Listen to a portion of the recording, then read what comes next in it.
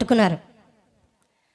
స్టెఫెన్ను పట్టుకొని రాళ్ళు తీసుకొని కొడుతున్నారు. రాళ్ళు రువ్వి తలకు బలంగా గాయాలు చేసి కొడుతూ చంపుతున్నారు.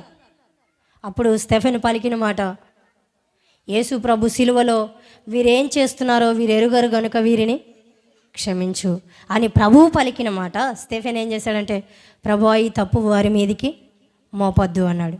ఏం చూపించాడు స్టెఫెను? ప్రభువు పోలికను చూపించాడు. ఎవరికైనా నువ్వు చూపించావా?